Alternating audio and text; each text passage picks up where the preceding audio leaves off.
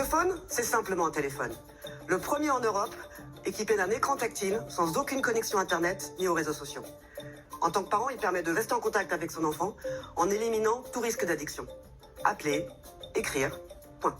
Ok, objectivement, ceci est un mauvais téléphone. Mais plus j'y pense, et plus je me dis que c'est peut-être exactement ça qui le rend excellent. Les smartphones d'aujourd'hui, quand on y pense, c'est des machines de folie. On a une puissance de calcul incroyable qui n'existait même pas à une époque pas si lointaine, un écran fantastique doté de millions de pixels indistinguables à l'œil nu, une connexion internet ultra rapide et des capteurs photo miniatures d'excellente qualité, tout ça capable de fonctionner de manière autonome pendant des heures dans un format qui tient dans une poche. Il y a des tas d'avantages qui viennent avec tout ça, mais il y a aussi de gros inconvénients. Parfois c'est juste trop bien fait, trop distrayant, trop amusant, trop addictif. Les couleurs sont plus vives, les choses vont plus vite, la satisfaction est plus immédiate que dans notre quotidien. C'est tellement attirant comme objet qu'on peut en perdre le goût de ce qui se passe à l'extérieur, le goût du réel, du moment présent, de la vraie vie. Et on a vraiment besoin de passer plus de temps dans le réel au lieu de regarder le monde à travers notre smartphone, en particulier chez les enfants qui sont naturellement absorbés par la vivacité des écrans. Et c'est là que The Phone intervient. The Phone, c'est un mauvais smartphone, mais pour une bonne raison. Son slogan est très clair. Appeler, écrire, point. L'idée, c'est de proposer une machine qui ressemble à un smartphone moderne, mais tronquée de toutes les capacités qui pourraient le rendre addictif. En gros, on peut passer des appels et écrire des messages. C'est tout. Leur cible, elle est très identifiée, c'est les enfants. Et au risque de faire mon gros boomer de service, les jeux mobiles aujourd'hui, c'est un enfer. On n'est plus du tout sur le format qu'on a découvert avec les premiers iPhones.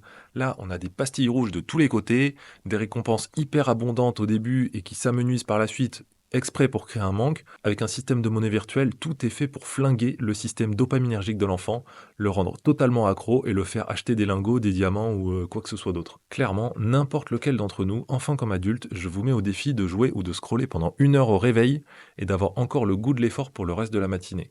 On se fait absorber par des mécanismes psychologiques de ces applications et on perd totalement la notion d'effort et de récompense. Le but de The Phone, c'est d'éviter d'entretenir ce problème chez les enfants et leur laisser l'opportunité de découvrir le goût des activités réelles.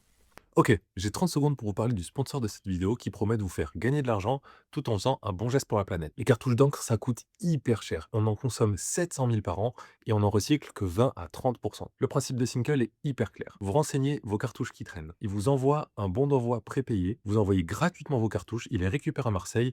Il vous rémunère jusqu'à 8,50 € pour les cartouches les plus onéreuses. C'est ultra rapide, fiable et en plus, il n'y a même pas besoin de s'inscrire pour faire une estimation. Alors fouillez vos tiroirs et foncez sur l'estimateur pour voir combien vous pourriez rentabiliser sur vos cartouches. Merci à Single pour leur soutien et on retourne à la vidéo. The Phone, c'est simplement un téléphone et c'est aussi un téléphone très simple. Un écran de 5,45 pouces de résolution 480 par 960 et une connectivité 3G. Bienvenue en 2013.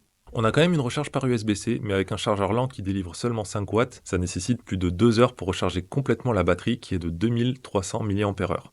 Il faut pas être pressé. Et il n'y a même pas de partie photo, alors que pourtant l'espace était prévu pour, il a simplement été comblé. Mais alors, pourquoi avoir laissé l'espace pour la photo et ne pas l'inclure ? En réalité, ce téléphone n'a pas du tout été conçu spécialement pour The Phone, et ça se voit.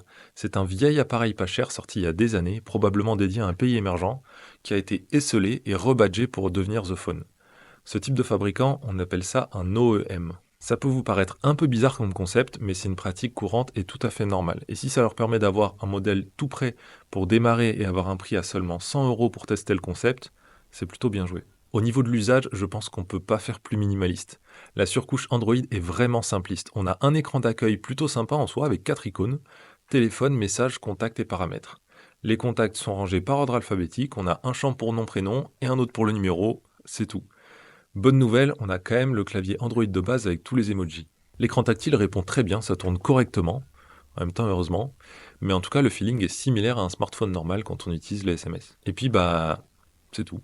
Mais c'est tout le principe, donc il faut le prendre comme tel. La grande qualité de The Phone, c'est de limiter les actions du téléphone. Et ça, il le fait très bien, en toute simplicité. Maintenant, le gros problème de The Phone, c'est qu'il limite aussi les fonctions essentielles et positives de nos téléphones. Parce qu'il n'y a pas que du négatif. Aujourd'hui, ces machines sont notre connexion avec le monde. Pour pas mal de jeunes, c'est leur accès principal à la culture et à la vie sociale. Vouloir se prémunir de leurs dangers en les évitant complètement et en se mettant en total décalage avec la société, c'est peut-être pas le plus malin. Autre souci, c'est l'absence totale d'applications essentielles. Aujourd'hui, on utilise beaucoup WhatsApp, on prend des photos, on partage des choses, on fait des groupes de discussion, on s'appelle en visio, et tout ça, c'est impossible avec The Phone. Donc pour les enfants, pour les rendre simplement joignables, ça peut être une très bonne idée, mais pour les ados et les adultes en quête de détox numérique, moi je trouve que ça coince un peu. Pour ces personnes-là, j'ai une autre option à vous présenter.